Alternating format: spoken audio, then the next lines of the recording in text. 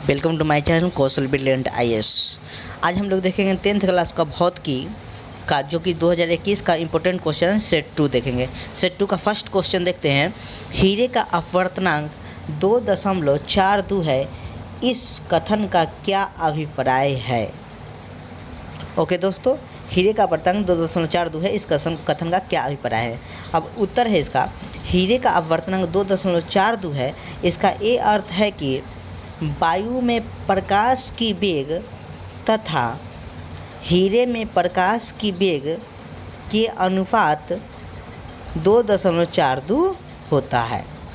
Okay दोस्तों, अब देखते हैं दूसरी क्वेश्चन की। दूसरी क्वेश्चन आपका है, किसी लेंस की एक डायोप्टर क्षमता को परिभाषित कीजिए। मतलब एक डायोप्टर को परिभाषित करना है आपको।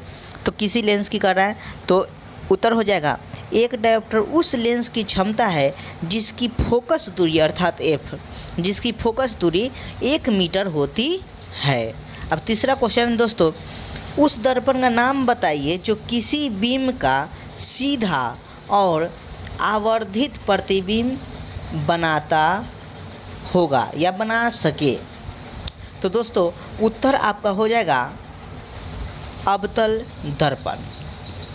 अवतल दर्पण ऐसा है जो आपको सीधा आवर्धित प्रतिबिंब बनाता है, जबकि ये दोनों तरह के प्रतिबिंब बनाता है। अवतल दर्पण है, ये दोनों तरह के प्रतिबिंब बनाता है, सीधा भी बनाता है, उल्टा भी बनाता है, छोटा भी बनाता है, बड़ा भी बनाता है। ओके दोस्तों, तो उस दर्पण का नाम बताइए जो किसी बीम का सीधा और आवर्धित प्रतिबिंब बनाता है, तो है अवतल दर्पण। उत्तल दर्पण की बात करेंगे तो उत्तल दर्पण केवल छोटा प्रतिबिंब बनाता है।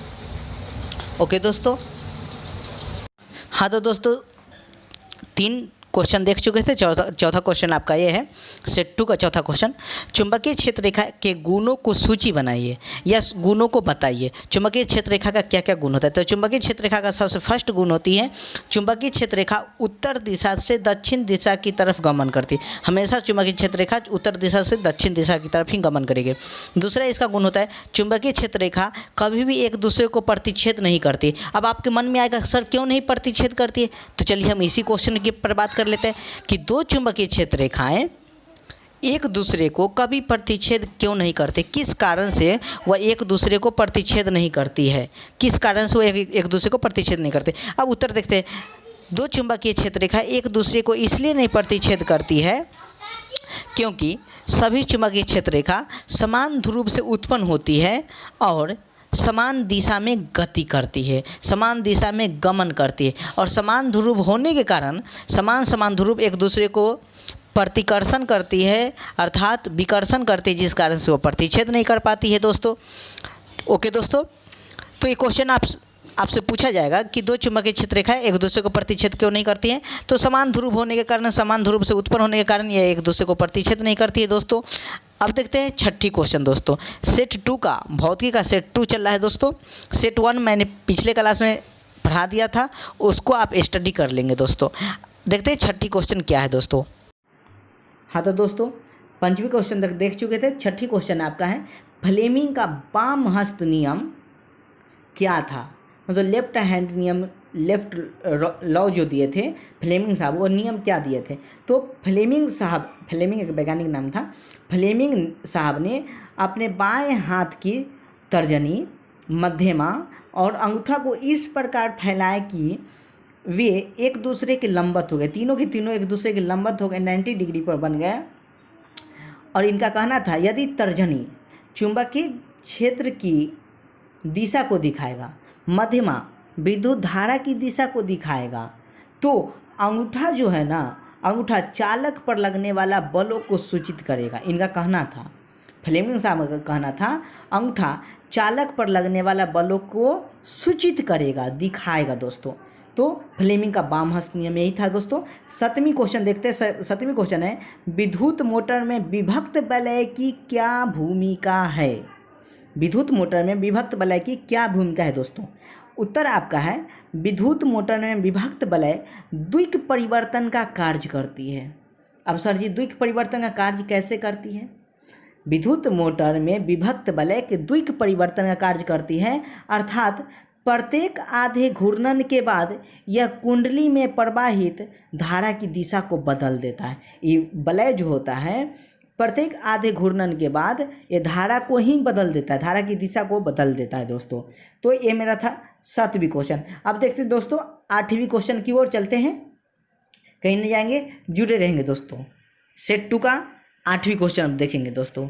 पहले हम 7 तक क्वेश्चन देख चुके थे। 8वीं क्वेश्चन है आप लोगों का, घरेलू विद्युतीय परिपथ में अतिभारण से बचाव के लिए क्या सावधानी बरतनी चाहिए दोस्तों। ओके दोस्तों, क्या सावधानी बरतनी चाहिए। तो अतिभारण मतलब शॉर्ट सर्किट से बचने की क्या सावधानी बरतनी चाहिए। तो निम्न उपाय है।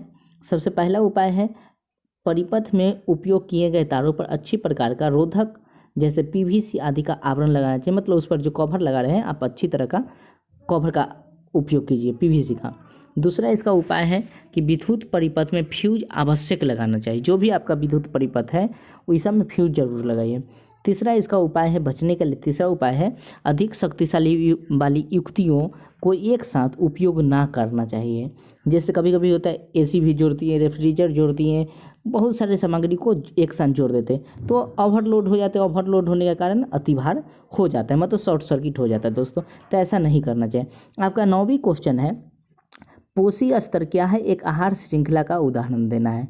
तो पोषी स्तर किसे कहते हैं दोस्तों। तो उत्तर हो जाएगा खाद्य श्रृंखला की प्रत्येक कड़ी जिसमें ऊर्जा तथा पदार्थों का स्थानांतरण होता है पोषी स्तर कहलाता है।